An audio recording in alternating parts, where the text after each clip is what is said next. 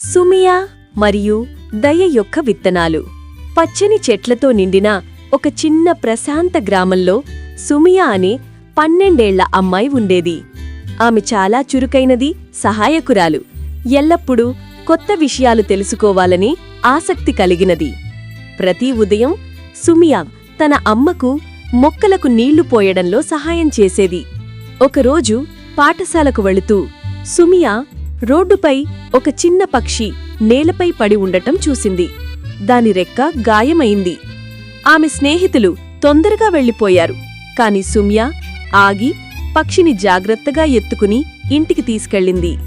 ఆమె దాని గాయం శుభ్రం చేసి పత్తితో చేసిన చిన్న గూటిలో ఉంచింది. కొన్ని రోజులు గడిచాయి.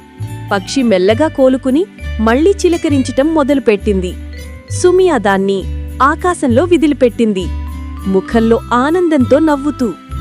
అద్భుతమేమిటంటే ఆమె ఇంటి పక్కన నాటిన విత్తనాలు వేగంగా మొలచాయి, పూలతో కళకళలాడుతూ. సుమియా దయను గమనించిన ఉపాధ్యాయురాలు తరగతి మొత్తానికీ చెప్పారు, మీరు ఇతరుల పట్ల, చిన్న జీవుల పట్ల కూడా ప్రేమతో ఉంటే ఈ ప్రపంచం మరింత అందంగా మారుతుంది. ఆమె సుమియాకు దయామయ హృదయం బహుమతి ఇచ్చారు. ఆ రోజు నుండి సుమియా ప్రతిజ్ఞ చేసుకుంది, అవసరంలో ఉన్న ప్రతి ఒక్కరికీ సహాయం చేయాలని.